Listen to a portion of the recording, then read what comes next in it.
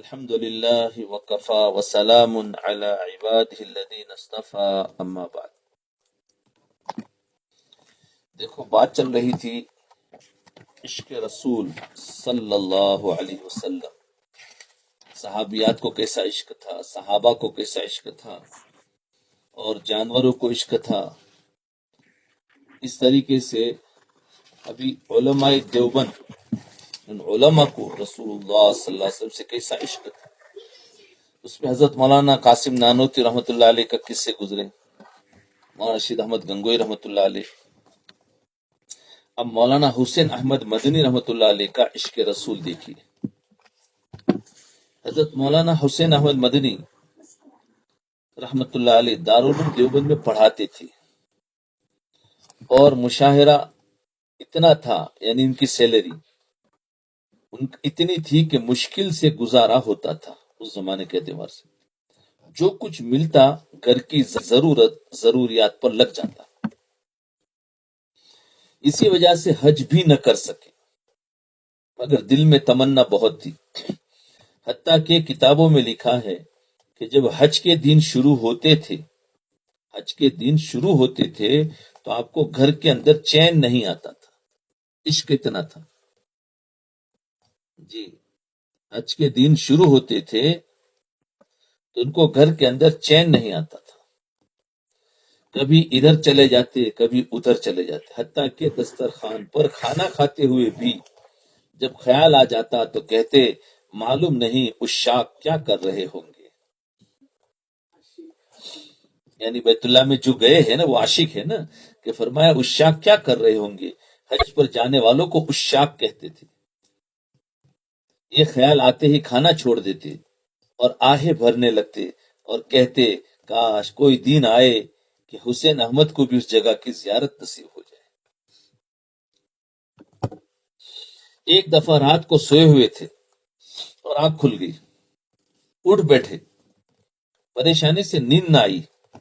اسی حالت میں آسمان کی طرف نگاہ اٹھا کر عرض کیا، یا اللہ، معلوم نہیں تیرے عاشق کیا کر رہے ہوں گے، کاش کہ حسین احمد کو بھی ان میں شمار فرما لیتا۔ ذوالحجہ کے 10 دن آپ کو یہاں آرام نہیں آتا تھا، دعائیں مانگتے تھے، کوڑتے رہتے تھے، حتیٰ کہ اللہ رب العزت نے آپ کی اس محبت کو قبول فرمایا، آپ کے لیے حرم شریف کے دروازے کھلے۔ دیکھو، یہ کہتے تھے ہمیشہ، تو یہ عشق کی وجہ سے کیا ہوا کہ اللہ نے ان کو قبول فرمایا اور آپ کے لیے حرم شریف کے دروازے کھلے، اور 18 سال تک 18 ایئرز تک حضور صلی اللہ علیہ وسلم کے پاس بیٹھ کر حدیث پاک کا درس دیتے رہے۔ قبول کیا تو ایسا کیا، کیا تڑپ رہے تھے، تو 18 ایئرز 18 سال تک روزے اقدس کے پاس بیٹھ کر درس دیتے رہے حدیث کا۔ عاشق ہی ایسا کر سکتا ہے، کوئی اور تو نہیں کر سکتا۔ آپ حدیث مبارک کا درس دیتے وقت اس انداز سے بیٹھتے تھے۔ اب درس دینے کے وقت کیونکہ نبی بازو میں ہیں، کہ ان کو اس انداز سے بیٹھتے تھے کہ مواجہ شریف بالکل سامنے ہوتا تھا، یعنی پیچھے کی سائڈ پر۔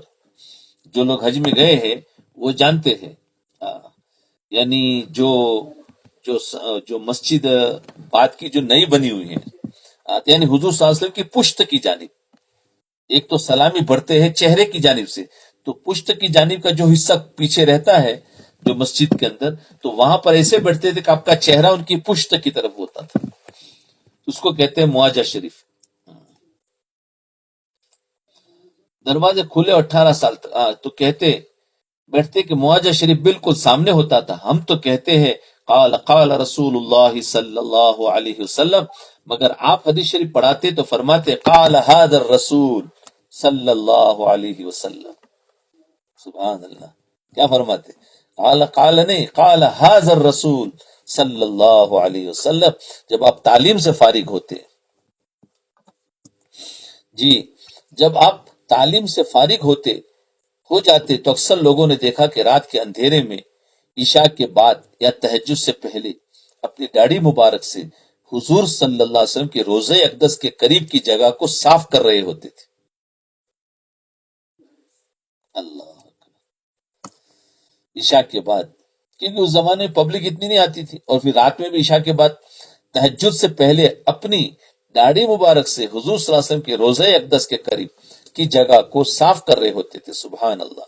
اللہ ہمیں بھی ایسا عشق اور ایسا ادب نصیب فرمائے. کسی نے کیا خوب بات کہی ہے، نازا ہے جس پہ حسن وہ حسن رسول ہے، نازا ہے جس پہ حسن وہ حسن رسول ہے، یہ کہکشا تو آپ کے قدموں کی دھول ہے، یہ کہکشا تو آپ کے قدموں کی دھول ہے، ایک کاروان شوق یہاں سر کے بل چلو، ایک کاروان شوق یہاں سر کے بل چلو، طیبہ کے راستے کا تو کانٹا بھی پھول ہے، طیبہ کے راستے کا تو کانٹا بھی پھول ہے.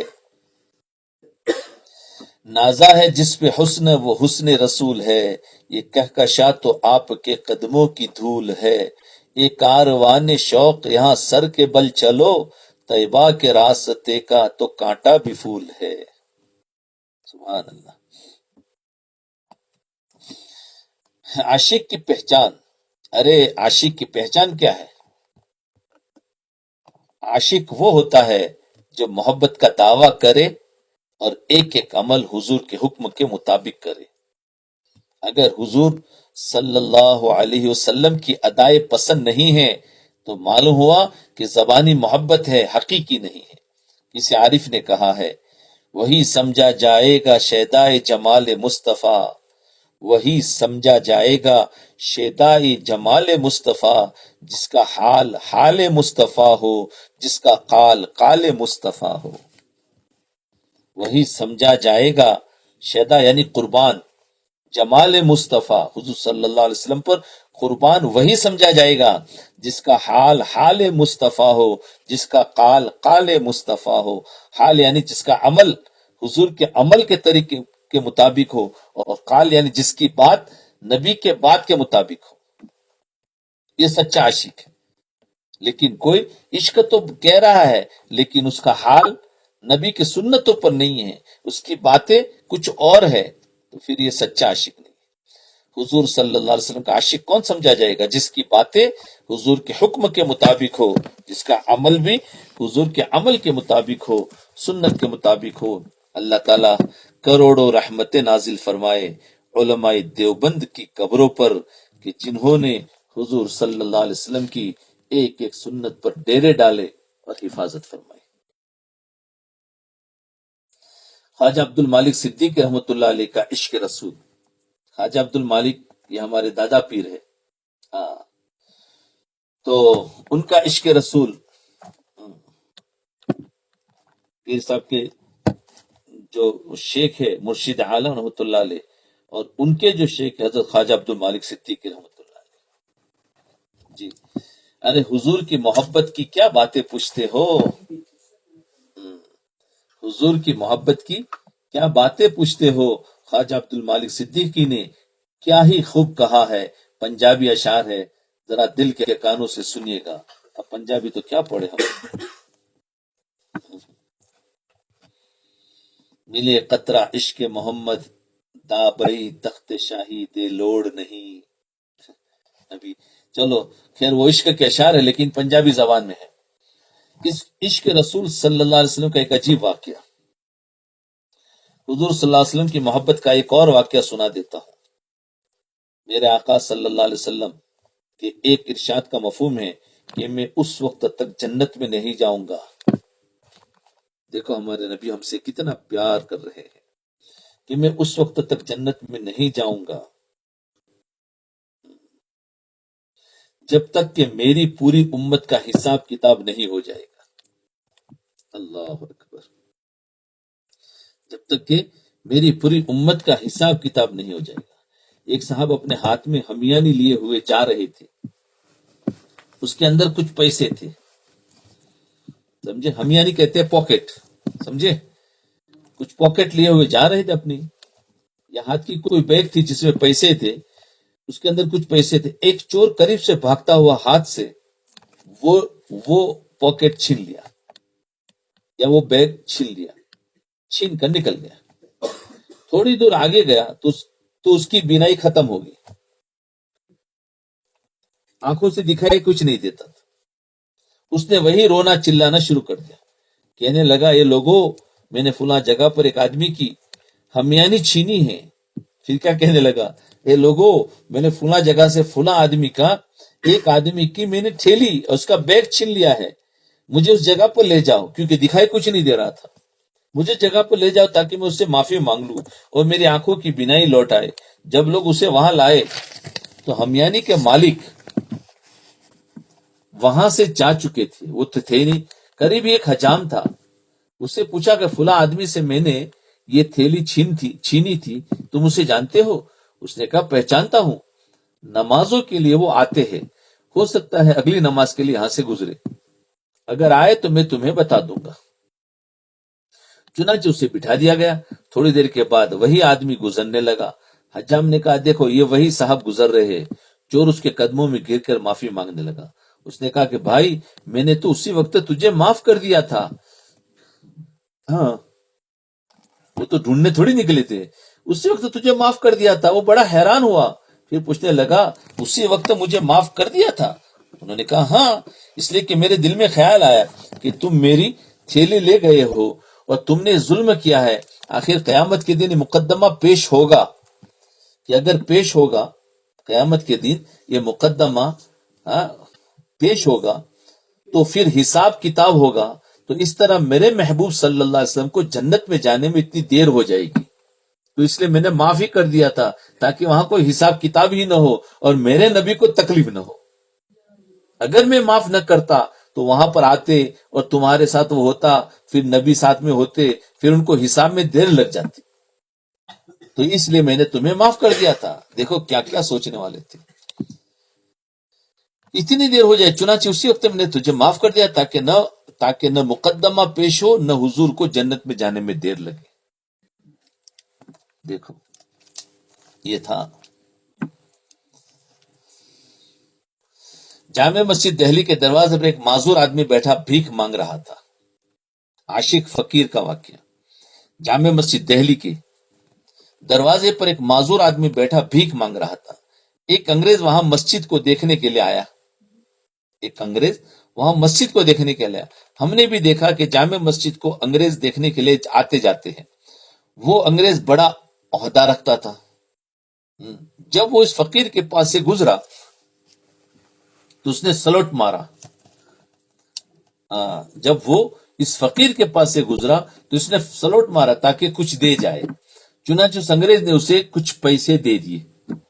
انگریز باہر کھڑے ہو جاتے ہیں، جوتوں کی جگہ پر اندر داخل نہیں ہوتے. مسجد کے نقش و نگار اور عظمت ایسی ہوتی ہے کہ اللہ کے گھر کے سامنے ہی انہیں سکون مل جاتا ہے. وہ انگریز مسجد کو دیکھ کر چلا گیا. گھر جا کر اسے معلوم ہوا کہ جس بٹوے سے پیسے نکال کر دیے تھے اس فقیر کو وہ بٹوا جیب میں نہیں ہے. پیسے بھی کافی تھے اور پتہ بھی نہیں کہ کہاں گرے ہوں گے. خیر بات آئی گئی ہو گئی. ایک ہفتے بعد پھر اسے چھٹی ہوئی. اس کی بیوی نے کہا کہ تم مسجد دیکھ آئے تھے، مجھے بھی دکھاؤ. چنانچہ چھٹی والے دن وہ اپنی بیوی کو لے کر پھر مسجد دیکھنے آیا. جب وہ انگریز اس معذور فقیر کے پاس گزرنے لگا، جب وہ انگریز جس نے اس کو پیسے دیے تھے وہ معذور فقیر کے پاس گزرنے لگا، وہ فقیر فوراً کھڑا ہو گیا اور اس سے کہا آپ پچھلی دفعہ آئے تھے، مجھے پیسے دیے تھے، اس کے بعد آپ کا بٹوا جیب میں ڈالنے لگے، تھوڑی دور آگے جا کر بٹوا گر گیا اور میں نے اٹھا لیا. یہ بٹوا میرے پاس آپ کی امانت ہے، یہ میں آپ کے حوالے کرتا ہوں. انگریز نے بٹوے کو کھول کر دیکھا تو پیسے بالکل پورے تھے. حیران ہو کر وہ سوچنے لگا کہ بٹوا تو دے دیتا مگر اس کے اندر کی کچھ رقم نکال سکتا تھا. مجھے امید تو یہی تھی. یہ کیا ہوا کہ سارے کے سارے پیسے مجھے من و ان واپس کر دیے پورے کے پورے. پھر اس فقیر نے کیا جواب دیا وہ دیکھو. حالانکہ ویسے مانگ کر کھا رہا ہے، بٹوا اس کے پاس آیا تو اس میں سے ایک پیسہ بھی نہیں نکالا. کیوں؟ کیا بتا رہا ہے وہ جواب سنیے. تو اس نے اس فقیر سے پوچھا آخر کیا بات ہے کہ تم نے کچھ بھی پیسے اپنے پاس نہ رکھے؟ وہ معذور فقیر کہنے لگا بات یہ ہے کہ قیامت کے دن ہر آدمی اپنے نبی کے پیچھے ہوگا. جماعتوں کی صورت میں انبیاء کرام علیہ السلام کے پیچھے چل رہے ہوں گے. جب میں نے بٹوا اٹھایا تو میرا جی تو چاہتا تھا کہ میں اسے لے لوں، مگر پھر مجھے خیال آیا کہ ہر کام اللہ کے سامنے پیش ہونا ہے. اگر میں پیسے رکھ لوں گا اور کل قیامت کے دن میں حضور صلی اللہ علیہ وسلم کے پیچھے کھڑا ہوں گا اور آپ حضرت عیسیٰ علیہ السلام کے پیچھے کھڑے ہوں گے، میں تو اپنے نبی کے پیچھے اور آپ حضرت عیسیٰ کے پیچھے کھڑے ہوں گے، اس وقت ایسا نہ ہو کہ آپ کے نبی میرے نبی کو گلا دے یعنی شکایت کرے کہ آپ کے امتی نے میرے امتی کے پیسے لے لیے تھے. یہ سوچ کر میں نے اس میں کوئی خیانت نہ کی اور آپ کے پیسے میں نے آپ کو لوٹا دیے. کاش ہمیں دہلی کے اس معذور فقیر جیسی محبت بھی حضور سے ہو جاتی. کیسے قوت عشق سے ہر پست کو بالا کر دے، قوت عشق سے ہر پست کو بالا کر دے، دہر میں اسم محمد سے اجالا کر دے صلی اللہ علیہ وسلم. دہر میں اسم محمد سے اجالا کر دے، قوت عشق سے ہر پست کو بالا کر دے، دہر میں اسم محمد سے اجالا کر دے. دل سوز سے خالی ہے نگاہ پاک نہیں ہے، دل سوز سے خالی ہے نگاہ پاک نہیں ہے، پھر اس میں عجب کیا کہ تو بے باک نہیں ہے. قلب میں سوز نہیں، روح میں احساس نہیں، قلب میں سوز نہیں، روح میں احساس نہیں، کچھ بھی پیغام محمد کا تمہیں پاس نہیں. قلب میں سوز نہیں، روح میں احساس نہیں، اس کا مطلب کچھ بھی پیغام محمد کا تمہیں پاس نہیں. جی اللہ اکبر. دیکھو حدیث پاک میں آیا ہے کہ جب اللہ تعالیٰ نے حضرت آدم علیہ السلام کو پیدا فرمایا تو ان کی پشت پر ہاتھ مارا. حضرت آدم علیہ السلام کو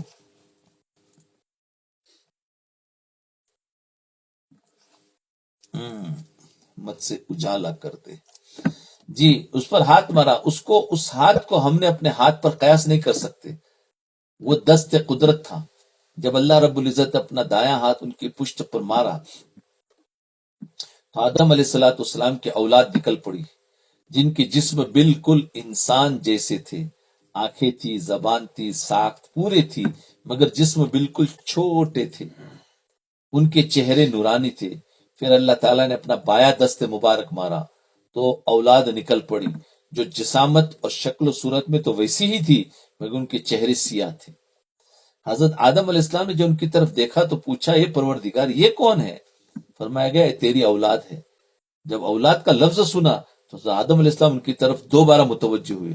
پہلی نگاہ اجنبیت کی تھی اور دوسری نگاہ اپنائیت کی تھی. اب جو دوبارہ نظر ڈالی تو دیکھا کہ کچھ نورانی چہروں والے اور کچھ سیاہ چہروں والے ہیں.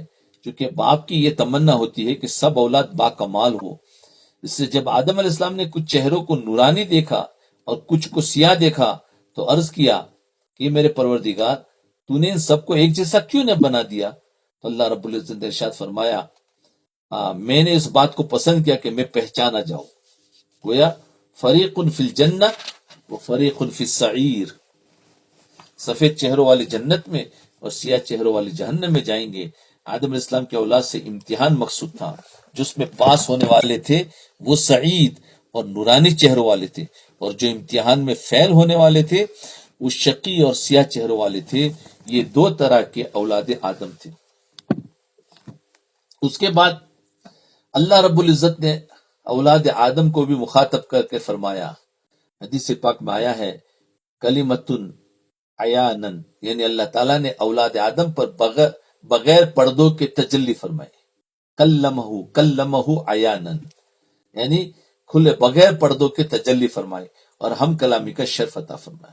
اس ہم کلامی میں پوچھا الستو بربکم، کیونکہ اس وقت مخاطب روحیں تھی نا، اس لیے انسان کی جو روح ہے وہ تو عالم ارواح سے آئی ہے اور وہ اللہ رب العزت کی تجلیات کو جذب کیے ہوئے ہے. یاد رکھنا اس تجلیات کو جذب کیے ہوئے ہے، لیکن یہاں وہ جسم جو ہے نا، اس کا جسم وہ کثیف ہے. تو جسم کی جو ضروریات ہے نا وہ مادی چیزیں ہیں، تو وہ اس کی روح کی جو لطافت اور روح کی جو وہاں سے جو تجلیات کے جو انوارات تھے وہ جسم میں آنے کے بعد جسم کا اثر اس روح پر آ جاتا ہے، جس کی وجہ سے وہ کمزور ہو جاتی ہے اور جسم کے اثرات اس پر غالب آ جاتے ہیں اصل میں. پھر اس کے لیے محنت کر کے واپس اس کو جسم کے اثرات سے نکالا جاتا ہے، پھر وہی تجلیات جو وہاں سے جذب کیے ہوئے تھے اس کو پھر اجاگر کیا جاتا ہے، اسی کا نام اصلاح ہوتی ہے. سمجھے بھائی؟ تو وہ تجلیات کو جذب کیے ہوئے، اس کے اندر صلاحیت ہے آسمان تک پہنچنے کی، اس کے اندر صلاحیت ہے رب سے ملنے کی، لیکن جسم کثیف تھا. کثیف بولتے ہیں یعنی مادی چیز جس کو محسوس کر سکتے ہیں. تو وہ جسم کے اثرات اس کے اندر آ گئے، جس کی وجہ سے اس کی جو انوارات اور نورانیت تھی نا وہ ڈیم ہو گئی، کم ہو گئی. اب انسان کو کچھ سجائی نہیں دیتا ہے. اب وہ اللہ کا تعلق بیچ میں سے اس کو کٹ نظر آ رہا ہے، تو واپس جوڑنا چاہیے. اس لیے اس کو ذکر و اذکار کے ذریعے سے واپس اس کو وہی اصلی تعلق جہاں سے آئی تھی اس کو جوڑ دیا جاتا ہے. تو فرمایا الستو بربکم، کیا میں تمہارا پروردگار نہیں ہوں؟ جی سب خاموش ہو گئے کیونکہ کبھی سوال نہیں پوچھا گیا تھا، اس لیے حیران تھے کہ ہم سے کیا ایسا کلام ہوا. اس وقت معلم انسانیت سید الاولین والآخرین صلی اللہ علیہ وسلم نے اس کا جواب دیا، بلا یا رب، اے میرے پروردگار، کیوں نہیں، آپ ہی تو ہے. جب آپ نے جواب دیا تو اولاد آدم نے جواب سن کر اسے دوہرا دیا اور کہا، سب نے کہا بلا بلا. اسی لیے نبی علیہ الصلوۃ والسلام معلم انسانیت کہلاتے ہیں.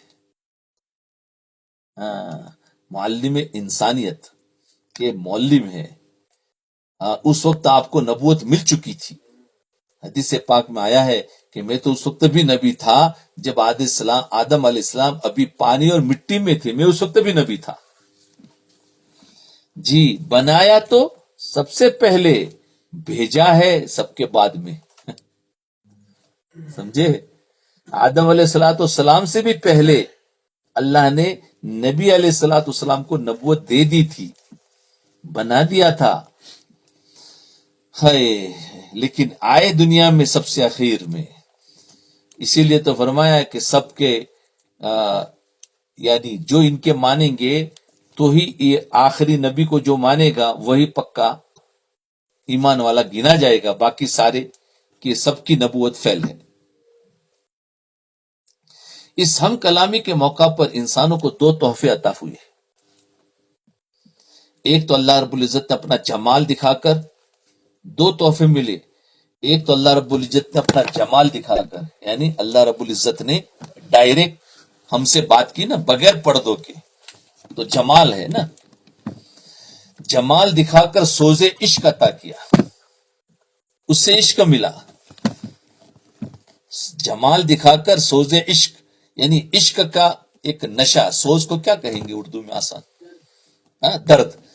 عشق عطا کیا اور دوسرا سوال کر کے کیف علم عطا کیا، یعنی علم عطا فرما، علم کی کیفیت، علم حاصل کرنے کی کیفیت، کہ علم کیسے حاصل کروں گے، سوال جواب سے. تو چہرہ دکھا کر، جمال دکھا کر سوز عشق ملا اور سوال کر کے کیف علم ملا. یہ بڑی نعمت ہے. اس کا مطلب یہ نہیں، اس کا مطلب نہیں کہ کوئی اور نعمتیں نہیں دی. نعمتیں تو اتنی ہیں کہ انسان شمار ہی نہیں کر سکتا. دیکھیے جب بارش ہوتی ہے تو بھلا کوئی آدمی بارش کے قطروں کو گن سکتا ہے؟ نہیں گن سکتا. کوئی سمندر کے پانی کے قطروں کو گن سکتا ہے؟ نہیں گن سکتا. کوئی انسان آسمان کے تمام ستاروں کو گن سکتا ہے؟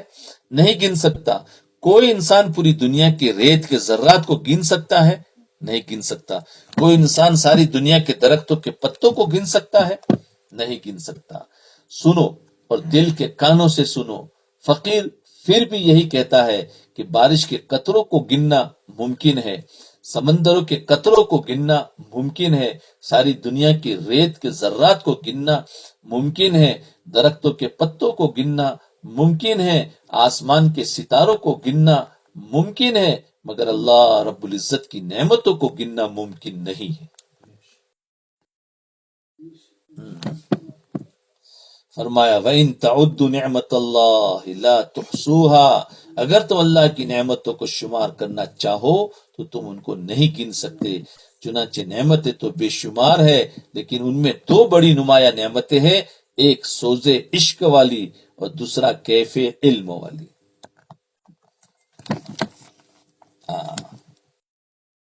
تو ہمارے اندر دونوں چیزیں ہونا چاہیے۔